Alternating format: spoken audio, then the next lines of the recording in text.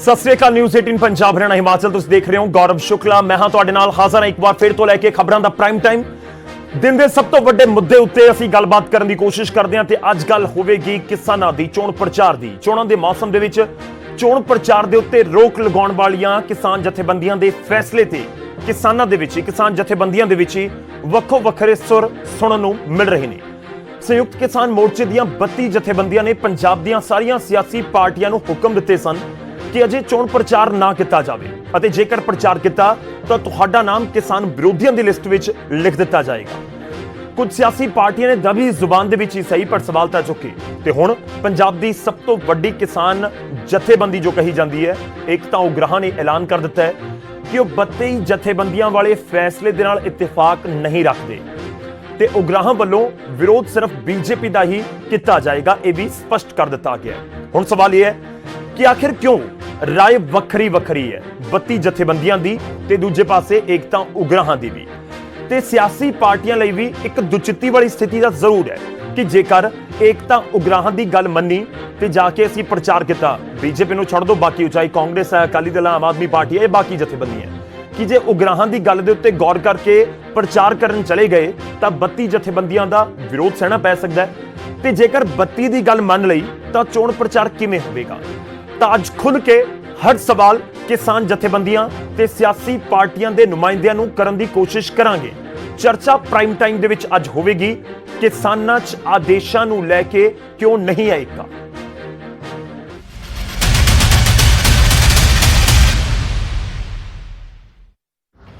ਜਿਹੜੀ ਪਾਰਟੀ ਇਸ ਵੇਲੇ ਜਿੱਦ ਕਰਕੇ ਇਹ ਮੁਹਿੰਮ ਨੂੰ ਚਲਾਊਗੀ ਚੋਣਾਂ ਦੀ ਨੂੰ ਅਸੀਂ ਸਮਝਾਂਗੇ ਕਿ ਉਸ ਅੰਦੋਲਨ ਦੀ ਵਿਰੋਧੀ ਪਾਰਟੀ ਹੈ।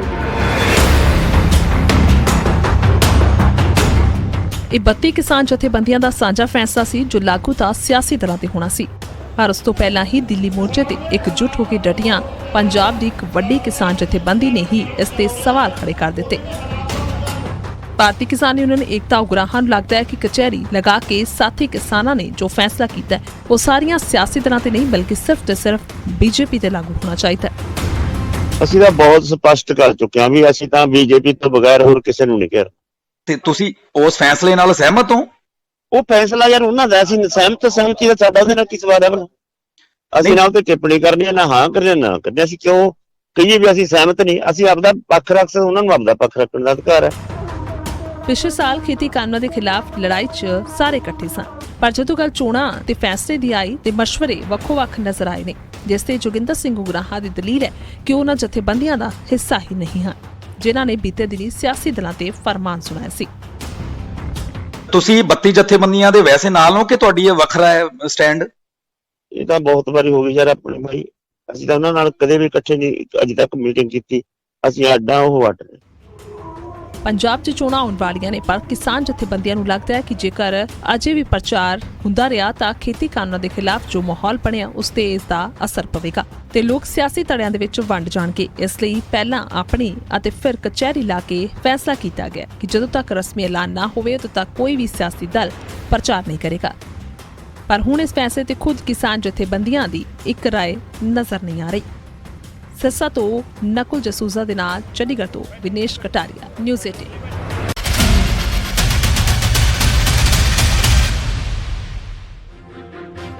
ਤਾਂ ਦੇਸ਼ ਦੇ ਉੱਤੇ ਏਕਾ ਨਜ਼ਰ ਨਹੀਂ ਆ ਰਿਹਾ, ਇਸ ਦੇ ਉੱਤੇ ਗੱਲਬਾਤ ਕਰਨ ਦੀ ਕੋਸ਼ਿਸ਼ ਕਰਾਂਗੇ, ਸਥਿਤੀ ਨੂੰ ਵੀ ਸਮਝਣ ਦੀ ਕੋਸ਼ਿਸ਼ ਕਰਾਂਗੇ ਕਿ ਕਿਸਾਨ ਜਥੇਬੰਦੀਆਂ ਜਦੋਂ ਦਿੱਲੀ ਮੋਰਚੇ ਦੇ ਉੱਤੇ ਹੁੰਦੀਆਂ ਨੇ ਤਾਂ ਇਕੱਠੀਆਂ ਨੇ ਤੇ ਦੂਜੇ ਪਾਸੇ ਬੀਜੇਪੀ ਦਾ ਵਿਰੋਧ ਕਰਨ ਦੇ ਉੱਤੇ ਇਸ ਸਟੈਂਡ ਦੇ ਉੱਤੇ ਇਕੱਠੀਆਂ ਨੇ, ਪਰ ਜਦੋਂ ਚੋਣ ਪ੍ਰਚਾਰ ਦੇ ਉੱਤੇ ਬ੍ਰੇਕ ਲਗਾਉਣ ਦੀ ਗੱਲ ਹੈ ਤਾਂ ਇਕੱਠੀਆਂ ਕਿਉਂ ਨਹੀਂ ਨੇ?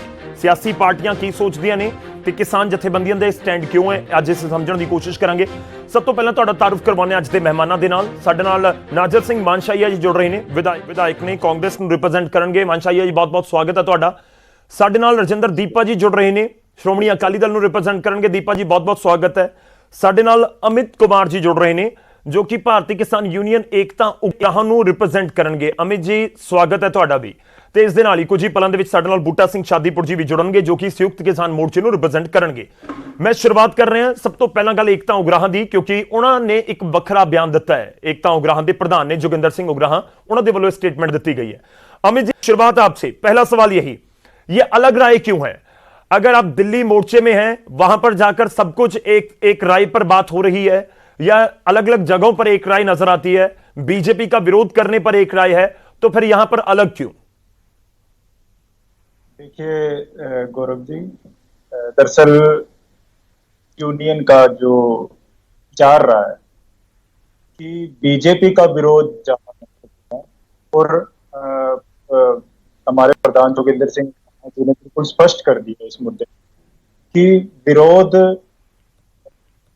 बीजेपी का होगा। बाकी सियासी पार्टियों का जो 32 जत्थेबंदियों का वो उनका 33 से ज्यादा 40 से ज्यादा संगठन है इसमें, और उनके अलग अलग मुद्दों पे अलग अलग विचार हैं जी। ये जो हमारी जत्थेबंदी है इसका कई मुद्दों पे मतभेद रहे हैं, चाहे वो 10 दिसंबर की घटना को लेके हो जिसमें कहा गया था कि ये तो ऐसे हैं जी वैसे हैं, इंडियन एक्सप्रेस में, टाइम्स ऑफ इंडिया में तमाम तरह की उनको खबरें छाप, हर मुद्दे को लेके हर जत्थेबंदी का अलग स्टैंड हो सकता है। विचारों में मतभेद होना कोई मान लो मेरे ख्याल से तो कोई इस तरह की कोई इतनी अलग बात नहीं। अमित जी बताइए, लोग समझिए आपने ये स्टैंड क्यों लिया? आपको लगता है कि चुनाव प्रचार अगर पंजाब में होता रहेगा तो कोई दिक्कत नहीं है? अगर कांग्रेस, अकाली दल, बीजेपी को छोड़ ही दें, कांग्रेस, अकाली दल और उसके बाद आम आदमी पार्टी या जो दूसरे दल हैं, अगर वो तो कोई दिक्कत नहीं? नीतियां कौन लागू, हम ये नहीं कह रहे कि हम कांग्रेस के साथ है, आम आदमी पार्टी के साथ है, लागू करने वाला कौन है? नीतियां लागू करने वाली बीजेपी है। नहीं, देखिए अमित जी, किसी के साथ या किसी के विरोध वाली बात यहां पर नहीं है। मैंने शुरुआत में कहा था कि मैं कोशिश करूंगा कि खुलकर सवाल कर पाऊं। सवाल सीधा सा है कि अगर बाकी संगठन इकट्ठे हैं पंजाब में तो उग्राह क्यों नहीं उनके साथ? अगर आप नहीं ये करना चाहते तो आप उसका पक्ष रख दीजिए ना, कि पंजाब के लोग जानना चाहते होंगे कि आखिर आपकी जथेबंदी, आपका संगठन क्यों चाहता है कि पंजाब में चुनाव प्रचार के ऊपर को रोक नहीं लगनी चाहिए। देखिए, चुनावी पार्टियां हैं, चुनाव आगे आने वाले हैं, ये अपना प्रचार कर रहे हैं, इसमें हम क्या कहें, ये प्रचार करे, और हमारे कहने से ना तो ये प्रचार करते और ना ये रुकते, इन्होंने तो अपना प्रचार करना है।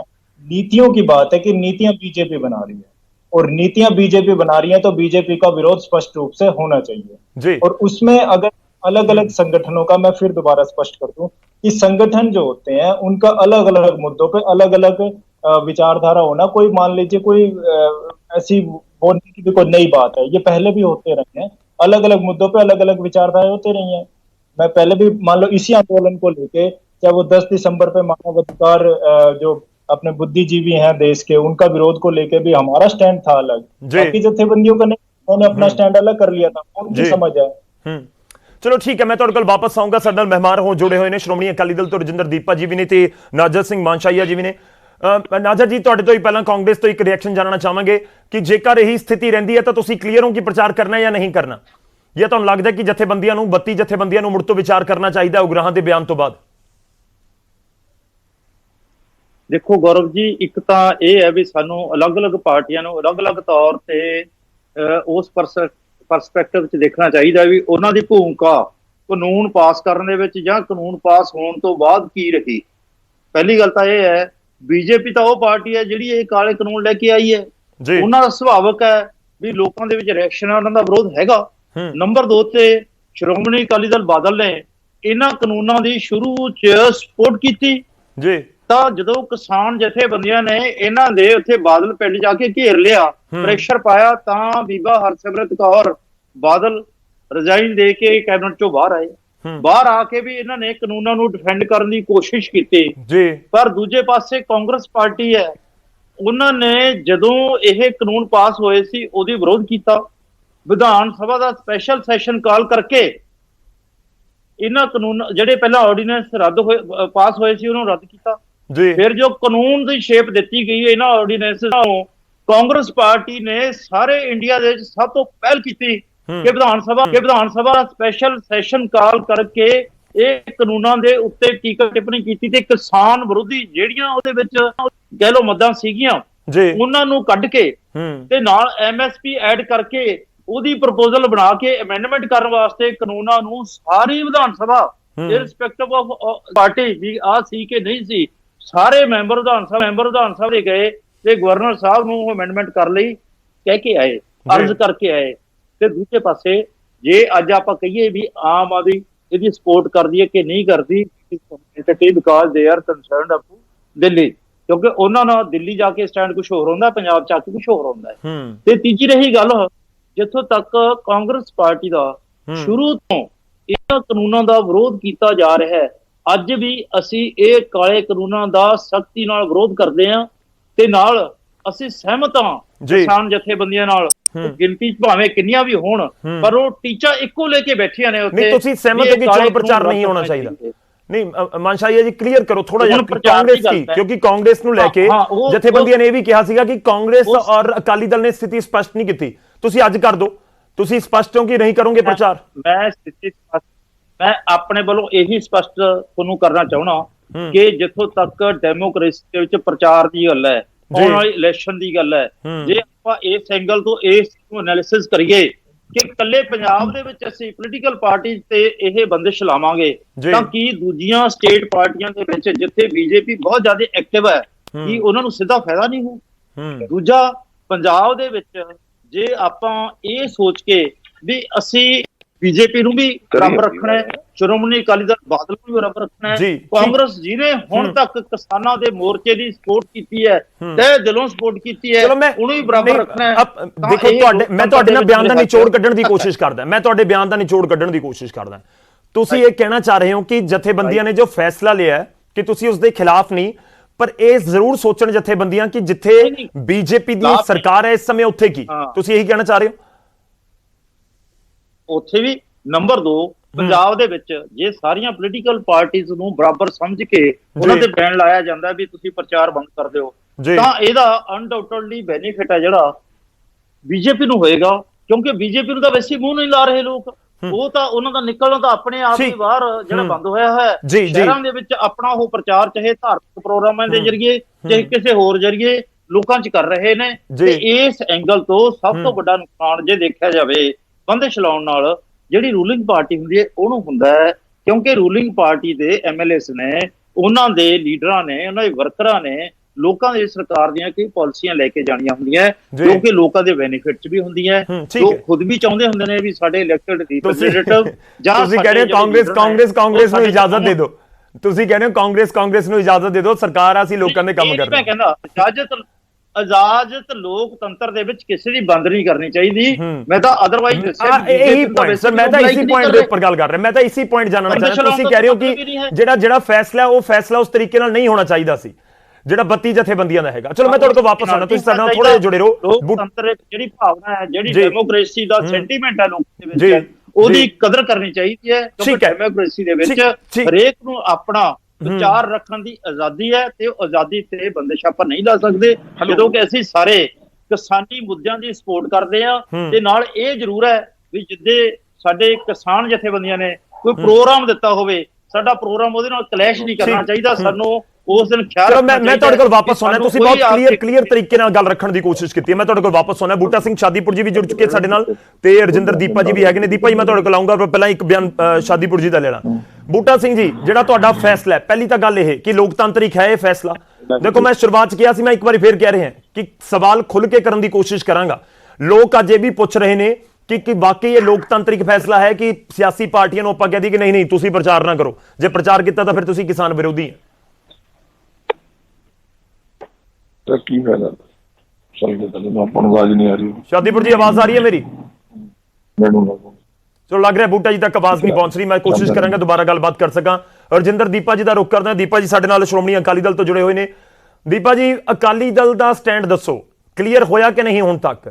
ਕਿਉਂਕਿ ਅਕਾਲੀ ਦਲ ਨੂੰ ਲੱਗ ਰਿਹਾ ਕਿ ਇਹ ਵੀ ਅਕਾਲੀ ਦਲ ਮਹਿਸੂਸ ਕਰ ਰਿਹਾ ਕਿ ਤਾਂ ਸਾਰਾ ਕੁਝ ਸਾਡੇ ਖਿਲਾਫ ਹੀ ਹੋ ਗਿਆ, ਅਸੀਂ ਪ੍ਰਚਾਰ ਕਰ ਰਹੇ ਸੀ ਤੇ ਸਾਨੂੰ ਹੀ ਰੋਕ ਦਿੱਤਾ ਗਿਆ, ਬਾਕੀ ਤਾਂ ਕੋਈ ਪ੍ਰਚਾਰ ਕਰ ਨਹੀਂ ਰਿਹਾ ਸੀ।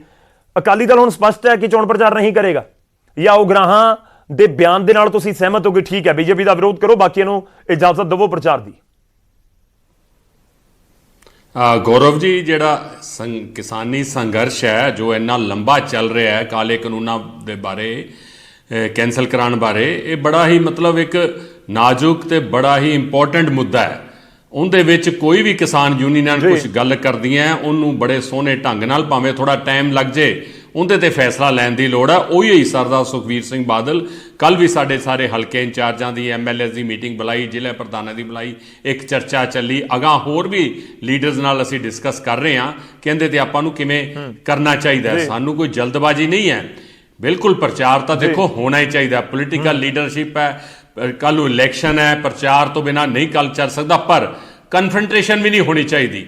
ਕਨਫਰੰਟੇਸ਼ਨ ਕਿਹਦੇ ਨਾਲ? ਕਿਸੇ ਬਾਹਰਲੇ ਨਾਲ ਹੋਵੇ ਤਾਂ ਦੂਜੀ ਗੱਲ, ਆਪਦਿਆਂ ਨਾਲ ਕਨਫਰੰਟੇਸ਼ਨ ਹੋਵੇ ਔਰ ਉਹਦਾ ਫਾਇਦਾ ਬਾਹਰਲੇ ਉਠਾਉਣ, ਉਹਦੇ 'ਚ ਸੈਂਟਰ 'ਚ ਜਾਂ ਮੋਦੀ ਸਰਕਾਰ ਜਾਂ BJP ਦੇ ਲੋਕ ਜਾਂ BJP ਪਾਰਟੀ ਉਸ ਦਾ ਫਾਇਦਾ ਉਠਾਵੇ, ਉਹ ਬਿਲਕੁਲ ਨਹੀਂ ਹੋਣੀ ਚਾਹੀਦੀ। ਪ੍ਰਚਾਰ ਅੱਜ ਹੀ ਜਾਂ ਕੱਲ ਹੋਣਾ ਹੀ ਹੋਣਾ ਹੈ, ਹੋਊਗਾ 2 ਦਿਨ 4 ਦਿਨ ਲੇਟ ਹੋ ਸਕਦਾ ਹੈ, ਪਰ ਜਿਹੜੀ ਗੱਲ ਅੱਜ ਫਰਕ ਨਜ਼ਰ ਆ ਰਿਹਾ ਹੈ ਸੰਯੁਕਤ ਕਿਸਾਨ ਮੋਰਚਾ ਤੇ ਉਗਰਾਹਾਂ ਜੀਆਂ ਦੀ ਗੱਲ ਦੇ ਵਿੱਚ, ਉਹ ਵੀ ਨਹੀਂ ਹੋਣਾ ਚਾਹੀਦਾ। ਦੇਖੋ ਬੜਾ ਹੀ ਇੰਪੋਰਟੈਂਟ ਮੁੱਦਾ ਔਰ ਬੜੇ ਐਸੇ ਮੋੜ ਤੇ ਖੜਾ ਹੈ ਮੁੱਦਾ, ਕਿਸੇ ਨੂੰ ਵੀ ਇਸ ਚੀਜ਼ ਦਾ ਫਾਇਦਾ ਨਾ ਹੋਵੇ। ਆਪਸ ਦੇ ਵਿੱਚ ਕੋਈ ਐਸੀ ਸਟੇਟਮੈਂਟ ਵੀ ਫਰਕ ਨਹੀਂ ਹੋਣਾ ਚਾਹੀਦਾ, ਇੱਕੋ ਹੀ ਇਹਨਾਂ ਦਾ ਸਟੈਂਡ ਹੋਣਾ ਚਾਹੀਦਾ। ਜਿੱਥੋਂ ਤੱਕ ਜੋਗਿੰਦਰ ਸਿੰਘ ਉਗਰਾਹਾਂ ਜੀ ਦੀ ਆਪਦੀ ਗੱਲ ਹੈ, ਬੜੇ ਹੀ ਕਦਵਾਰ ਲੀਡਰ ਹੈ। ਜੇ ਕਿਸਾਨ ਯੂਨੀਅਨਾਂ ਦੀ ਗੱਲ ਕਰੀਏ ਕਿ ਭਾਰਤੀ ਕਿਸਾਨ ਯੂਨੀਅਨ ਏਕਤਾ ਮੈਂ ਸਮਝਦਾ ਸਭ ਤੋਂ ਵੱਡੀ ਯੂਨੀਅਨ ਹੈ, ਜਿਹੜੀ ਬੜੀ ਸਖਤ ਸਟੈਂਡ ਲੈਣ ਵਾਲੀ ਆਪਦੇ ਜੋ ਗੱਲ ਕਹੀ ਤੇ ਖੜਨ ਵਾਲੀ ਹੈ ਕਿ ਉਹਨਾਂ ਨੂੰ ਕੋਈ ਇੱਧਰ ਉੱਧਰ ਨਹੀਂ ਕਰ ਸਕਦਾ। ਮੈਂ ਸਮਝਦਾ ਇੱਕ ਪਾਸੇ 32 ਯੂਨੀਅਨਾਂ ਦੀ ਸਟਰੈਂਥ ਲੈ ਲਈਏ ਤੇ ਇੱਕ ਪਾਸੇ ਇਕੱਲੀ ਉਗਰਾਹਾਂ ਦੀ ਯੂਨੀਅਨ ਦੀ ਸਟਰੈਂਥ ਲੈ ਲਈਏ, ਸ਼ਾਇਦ ਬਰਾਬਰ ਹੋਵੇ, ਪਰ ਕਿਉਂ ਨਹੀਂ ਇਹ ਇਕੱਠੇ ਫੈਸਲਾ ਲੈ ਕੇ ਚੱਲਦੇ? ਉਹ ਫੈਸਲਾ ਕਰੀਏ ਜਿਹੜਾ ਪੰਜਾਬ ਦੇ ਕਿਸਾਨਾਂ ਦੇ ਲੋਕਾਂ ਦੇ ਹੱਕ 'ਚ ਹੋਵੇ। ਜਿੱਥੋਂ ਤੱਕ ਸ਼੍ਰੋਮਣੀ ਅਕਾਲੀ ਦਲ ਹੈ, ਇਹ ਕਿਸਾਨਾਂ ਦੇ ਨਾਲ ਪਹਿਲਾਂ ਵੀ ਸੀ, ਅੱਜ ਹੈ, ਕਿਉਂਕਿ ਕਿਸਾਨਾਂ ਦੀ ਪਾਰਟੀ ਹੈ। ਇਹ ਮੈਂ ਨਾਜਰ ਸਿੰਘ ਮਾਨਸ਼ਈਆ ਨੇ ਜ਼ਰੂਰ ਗੱਲ ਕੀਤੀ, ਇਹਨਾਂ ਦਾ ਸਟੈਂਡ ਸ਼੍ਰੋਮਣੀ ਜੀ ਨਹੀਂ ਦੀਪਾ ਜੀ, ਆਪਾਂ ਪੁਆਇੰਟ ਤੇ ਆਈਏ। ਤੁਸੀਂ ਪ੍ਰਚਾਰ ਬੰਦ ਕਰ ਰਹੇ ਹੋ ਕਿ ਨਹੀਂ, ਜਾਂ ਤੁਹਾਡੇ ਕੋਲ ਪ੍ਰਚਾਰ ਦਾ ਕੋਈ ਨਵਾਂ ਤਰੀਕਾ ਹੈ? ਨਹੀਂ ਪ੍ਰਚਾਰ ਆਫਲਾਈਨ ਜਾਂ ਕੋਈ ਪ੍ਰਚਾਰ ਦਾ ਨਵਾਂ ਤਰੀਕਾ ਹੈ? ਤੁਸੀਂ ਪ੍ਰਚਾਰ ਬੰਦ ਕਰ ਦਿੱਤਾ ਜਾਵੇ।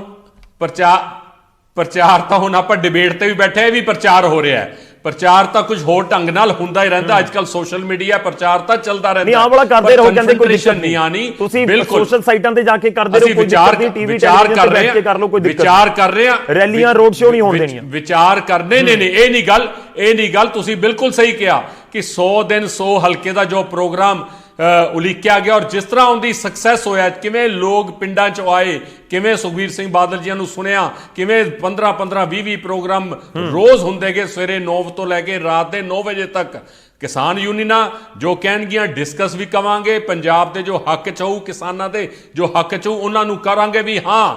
ਪਰ ਜੇ ਕਿਸੇ ਹੋਰ ਦੀ ਡਿਕਟੇਸ਼ਨ ਇੱਥੇ ਚੱਲਦੀ ਹੋਵੇ, ਜੇ ਕਾਂਗਰਸ ਨੂੰ ਜਾਂ ਦੂਜੀਆਂ ਪਾਰਟੀਆਂ ਨੂੰ ਸ਼੍ਰੋਮਣੀ ਅਕਾਲੀ ਦਲ ਦਾ ਇਹ ਜੋ ਮਾਰਚ ਹੋਇਆ, ਜੋ ਲੋਕਾਂ 'ਚ ਸ਼੍ਰੋਮਣੀ ਅਕਾਲੀ ਦਲ ਜਿਸ ਤਰ੍ਹਾਂ ਨਿਕਲਿਆ, ਉਸ ਗੱਲ ਨੂੰ ਜੇ ਤਕਲੀਫ ਹੋ ਕੇ ਕਿਸ ਤਰ੍ਹਾਂ ਦੇ ਫੈਸਲੇ ਜਿਵੇਂ ਲੋਕਾਂ 'ਚ ਗੱਲ ਆ ਰਹੀ ਹੈ, ਵਾਪਸ ਆਉਣਾ, ਤੁਸੀਂ ਆਪਣੀ ਗੱਲ ਰੱਖ ਰਹੇ ਹੋ। ਦੇਖੋ ਨਹੀਂ ਰਜਿੰਦਰ ਦੀਪਾ ਜੀ, ਅਜੇ ਵੀ ਸਪਸ਼ਟ ਨਹੀਂ ਹੈ ਬਿਲਕੁਲ ਨਾ। ਲੋਕ ਜਾਣਨਾ ਚਾਹੁੰਦੇ हैं स्पष्ट, बिल्कुल स्पष्ट। ਤੁਸੀਂ ਪ੍ਰਚਾਰ ਕਰ ਰਹੇ ਹੋ ਕਿ ਨਹੀਂ ਕਰ ਰਹੇ? ਤੁਸੀਂ ਪ੍ਰਚਾਰ ਰੋਕਤਾ ਕਿ ਨਹੀਂ ਰੋਕਤਾ? ਦੇਖੋ ਪੋਸਟਪੋਨ ਤਾਂ ਕੀਤਾ ਹੀ ਹੈ, ਇਹ ਤਾਂ ਇਹਦੇ ਤੋਂ ਕੋਈ ਸ਼ੱਕ ਹੀ ਨਹੀਂ। 100 ਦਿਨ 100 ਹਲਕੇ ਦਾ ਸੀ, ਪਿਛਲੇ 1 ਹਫ਼ਤੇ ਤੋਂ 10 ਦਿਨਾਂ ਤੋਂ ਅਸੀਂ ਰੋਕਿਆ ਹੋਇਆ ਹੈ, ਪਰ ਹਮੇਸ਼ਾ ਰੋਕਾਂਗੇ ਇਹ ਮੈਨੂੰ ਨਹੀਂ ਲੱਗਦਾ। ਪ੍ਰਚਾਰ ਤਾਂ ਦੇਖੋ ਹੋਣਾ, ਪਰ ਇਹਨਾਂ ਦੀ ਰਾਏ ਨਾਲ ਹੋਣਾ ਹੈ। ਚਲੋ ਮੈਂ ਤੁਹਾਡੇ ਕੋਲ ਵਾਪਸ ਆਉਣਾ, ਬੂਟਾ ਦੀ ਰਾਏ ਨਾਲ ਹੋਣਾ ਹੈ, ਕਿਸਾਨ ਯੂਨੀਅਨ ਦੀ ਰਾਏ ਨਾਲ ਹੋਣਾ ਹੈ। ਠੀਕ ਹੈ ਬੂਟਾ ਸਿੰਘ ਜੀ, ਮੇਰੀ ਆਵਾਜ਼ ਆ ਰਹੀ ਹੈ ਤੁਹਾਡੇ ਤੱਕ? ਬੂਟਾ ਸਿੰਘ ਸ਼ਾਦੀਪੁਰ ਜੀ, ਮੇਰੀ ਆਵਾਜ਼ ਆ ਰਹੀ ਹੈ ਤੁਹਾਡੇ ਤੱਕ? ਆ ਰਹੀ ਹੈ ਜੀ। ਐ ਕਰੋ, ਮੈਨੂੰ ਦੱਸ ਦਿਓ ਕਿਹੜੇ ਮਹਿਮਾਨ ਨੇ, ਮੈਨੂੰ ਪਤਾ ਨਹੀਂ ਲੱਗ ਸਕਿਆ, ਸਾਡੇ ਸਕਾਈਪ 'ਚ ਪ੍ਰੋਬਲਮ ਆ ਗਈ ਸੀ। ਠੀਕ ਹੈ, ਕੋਈ ਗੱਲ ਨਹੀਂ, ਮੈਂ ਤੁਹਾਨੂੰ ਦੁਬਾਰਾ ਦੱਸ ਦਿੰਦਾ। ਸਾਡੇ ਨਾਲ ਸ਼੍ਰੋਮਣੀ ਅਕਾਲੀ ਦਲ ਤੋਂ ਹੈਗੇ ਨੇ ਰਜਿੰਦਰ ਦੀਪਾ ਜੀ, ਜਿਨ੍ਹਾਂ ਨੂੰ ਤੁਸੀਂ ਸੁਣ ਰਹੇ ਸੀ ਹੁਣੀ ਜੀ। ਸਾਡੇ ਨਾਲ ਨਾਜਰ ਸਿੰਘ ਮਾਨਸ਼ਾਹੀਆ ਜੀ ਨੇ, ਵਿਧਾਇਕ ਨੇ, ਕਾਂਗਰਸ ਨੂੰ ਰਿਪਰੈਜ਼ੈਂਟ ਕਰ ਰਹੇ ਨੇ, ਤੇ ਇਸ ਦੇ ਨਾਲ ਹੀ ਸਾਡੇ ਨਾਲ ਅਮਿਤ ਕੁਮਾਰ ਜੀ ਜੁੜੇ ਹੋਏ ਨੇ, ਭਾਰਤੀ ਕਿਸਾਨ ਯੂਨੀਅਨ ਏਕਤਾ ਉਗਰਾਹਾਂ ਤੋਂ। ਬੂਟਾ ਜੀ, ਪਹਿਲਾ ਸਵਾਲ ਇਹ ਹੈ, ਕਿਉਂਕਿ ਉਗਰਾਹਾਂ ਸਾਹਿਬ ਦਾ ਬਿਆਨ ਤੁਸੀਂ ਸੁਣਿਆ ਹੋਣਾ, ਤੁਹਾਡੇ ਤੱਕ ਵੀ ਗੱਲ ਪਹੁੰਚੀ ਹੋਣੀ ਹੈ, ਮੈਂ ਉਸ ਦੇ ਉੱਪਰ ਜਾਵਾਂ, ਪਰ ਉਸ ਤੋਂ ਪਹਿਲਾਂ ਤੁਹਾਨੂੰ ਲੱਗਦਾ ਹੈ ਕਿ ਜੋ 32 ਜਥੇਬੰਦੀਆਂ ਦਾ ਫੈਸਲਾ ਹੈ ਉਹ ਲੋਕਤੰਤਰਿਕ ਫੈਸਲਾ ਹੈ, ਚੋਣ ਪ੍ਰਚਾਰ ਤੋਂ ਰੋਕਿਆ ਜਾ ਸਕਦਾ? ਤੁਹਾਨੂੰ ਲੱਗਦਾ ਹੈ ਕਿ ਇਹ ਫੈਸਲਾ ਸਹੀ ਹੈ, ਕਿ ਤੁਹਾਨੂੰ ਮੁੜ ਵਿਚਾਰ ਕਰਨ ਦੀ ਜ਼ਰੂਰਤ ਹੈ ਇਸ ਫੈਸਲੇ ਤੇ? ਇਹ ਗੌਰਵ ਜੀ, ਮੈਂ ਤੁਹਾਨੂੰ ਦੱਸਦਾ, ਇਹ ਰੋਕ ਲਾਉਣ ਵਾਲੀ ਜਿਹੜੀ ਗੱਲ ਸੀ ਨਾ, ਉਹ ਜੋ ਹਾਲਾਤ ਪੈਦਾ ਹੋਏ ਨਾ ਪਿਛਲੇ ਦਿਨਾਂ ਦੇ ਵਿੱਚ, ਅਸੀਂ ਅਪੀਲ ਕੀਤੀ ਹੈ। ਆਪਾਂ ਕੌਣ ਆ ਰੋਕ ਲਾਉਣ ਵਾਲੇ? ਜਿਵੇਂ ਕਈਆਂ ਦਿਨਾਂ ਦੀ ਗੱਲ ਚੱਲ ਰਹੀ ਹੈ, ਜਿੱਦਣ ਦੀਆਂ ਮੀਟਿੰਗਾਂ ਹੋਈਆਂ ਆਪਣੀਆਂ ਰਾਜਸੀ ਪਾਰਟੀਆਂ ਨਾਲ, ਵੀ ਉਹਨਾਂ ਦੀ ਕਚਹਿਰੀ ਵਿੱਚ ਉਹ ਪੇਸ਼ ਹੋਏ ਜਾਂ ਉਹਨਾਂ ਹੁਕਮ ਸੁਣਾਇਆ, ਬਿਲਕੁਲ ਇਹੋ ਜਿਹੀ ਕੋਈ ਗੱਲ ਨਹੀਂ। ਕੋਈ ਨਾ ਹੁਕਮ ਸੁਣਾ ਸਕਦਾ ਕਿਸੇ ਨੂੰ। ਅਸੀਂ ਅਪੀਲ ਕੀਤੀ ਸੀ ਵੀ ਜਿਹੜਾ ਮੋਗੇ ਕਾਂਡ ਹੋਇਆ, ਉਸ ਤੋਂ ਬਾਅਦ ਐਂ ਲੱਗਦਾ ਵੀ ਕਿਤੇ ਭਰਾ ਮਾਰੂ ਜੰਗ ਸ਼ੁਰੂ ਹੋ ਗਈ ਹੈ। ਉਹਦੇ ਨਾਲ ਆਪਣਾ ਨੁਕਸਾਨ ਨਾ ਹੋਵੇ। ਆਪਾਂ ਸਰਕਾਰਾਂ ਬਣਾਉਂਦੇ ਵੋਟਾਂ ਲੈਂਦੇ ਕਿਤੇ ਜਿਹੜਾ ਪਿੰਡਾਂ ਦੇ ਵਿੱਚ ਜਾਂ ਸ਼ਹਿਰਾਂ ਦੇ ਵਿੱਚ ਭਾਈਚਾਰਕ ਸਾਂਝ ਬੜੀ ਮਜ਼ਬੂਤ ਹੋਈ ਹੈ ਕਿਸਾਨ ਮੋਰਚੇ ਦੇ ਨਾਲ, ਕਿਤੇ ਉਹਦੇ 'ਚ ਫਰਕ ਨਾ ਪੈ ਜਾਵੇ। ਅਸੀਂ ਇਸ ਕਰਕੇ ਅਪੀਲ ਕੀਤੀ ਵੀ ਫਿਲਮਾਂ ਬਹੁਤ ਜ਼ਿਆਦਾ ਅਜੇ ਆਪਾਂ ਇਹਨਾਂ ਨਹੀਂ ਤੁਸੀਂ ਸਰ ਇਹ ਵੀ ਇੱਕ ਲਾਈਨ ਕਹੀ ਸੀ ਕਿ ਜਿਸਨੇ ਪ੍ਰਚਾਰ ਕੀਤਾ ਉਹ ਕਿਸਾਨ ਵਿਰੋਧੀ ਗਿਣਿਆ ਜਾਏਗਾ, ਤੇ ਇਸ ਕਰਕੇ ਅਪੀਲ ਕੀਤੀ ਹੈ। ਅਗਾ ਮਰਜ਼ੀ ਇਹਨਾਂ ਦੀ ਹੈ ਸਾਰਿਆਂ ਦੀ, ਕੀ ਕਰਨਾ ਚਾਹੁੰਦੇ ਨੇ ਆਲੀ ਨਾਲ ਨੇ ਆਪੋ ਆਪਣੇ ਹੱਕ ਜੋ ਮਰਜ਼ੀ ਕਰ ਸਕਦਾ ਹੈ। ਇਹਨਾਂ ਦੀ ਖੁਸ਼ੀ ਹੈ। ਅਸੀਂ ਅਪੀਲ ਕੀਤੀ ਸੀ ਵੀ ਆਪਾਂ ਭਾਈਚਾਰਕ ਜਿਹੜੀ ਸਾਂਝ ਬਣੀ ਹੈ ਉਹਨੂੰ ਨਾ ਟੁੱਟਣ ਦਈਏ, ਬਸ ਸਭ ਤੋਂ ਵੱਡਾ ਚਲੋ ਮੈਂ ਅਗਲੇ ਸਵਾਲ ਤੇ ਆ ਜਾਵਾਂ ਤੁਹਾਡੇ ਕੋਲ। ਮੈਂ ਅੱਜ ਦੇ ਪੁਆਇੰਟ ਦੇ ਉੱਤੇ ਆ ਜਾਵਾਂ। ਤੁਸੀਂ ਕਲੀਅਰ ਕਰ ਰਹੇ ਹੋ ਕਿ ਅਸੀਂ ਹੁਕਮ ਨਹੀਂ ਦਿੱਤੇ, ਠੀਕ ਹੈ। ਸ਼ਾਦੀਪੁਰ ਜੀ, ਅਗਲਾ ਸਵਾਲ ਇਹ ਹੈ ਕਿ ਇੱਕ ਤਾਂ ਉਗਰਾਹਾਂ ਦੇ ਵੱਲੋਂ ਦਿੱਤਾ ਗਿਆ ਬਿਆਨ, ਮੈਂ ਫਿਰ ਉਹੀ ਪੁੱਛਾਂਗਾ ਕਿ ਉਗਰਾਹਾਂ ਸਾਹਿਬ ਦੇ ਬਿਆਨ ਤੋਂ ਬਾਅਦ ਤੁਹਾਨੂੰ ਲੱਗਦਾ ਕਿ ਆਪਾਂ ਦੁਬਾਰਾ ਸੋਚੀਏ? ਉਹ ਜਥੇਬੰਦੀ ਬਹੁਤ ਵੱਡੀ ਹੈ ਪੰਜਾਬ ਦੀ, ਜੇ ਉਹ ਤੁਹਾਡੇ ਨਾਲ ਨਹੀਂ ਹੋਏਗੀ 32 ਜਥੇਬੰਦੀਆਂ ਦੇ ਨਾਲ, ਤੁਹਾਨੂੰ ਨਹੀਂ ਲੱਗਦਾ ਕਿ ਥੋੜਾ ਜਿਹਾ ਕਮਜ਼ੋਰ ਪੈ ਜਾਏਗੇ ਤੁਹਾਡੇ ਹੁਕਮ ਜਾਂ ਤੁਹਾਡੀ ਅਪੀਲ?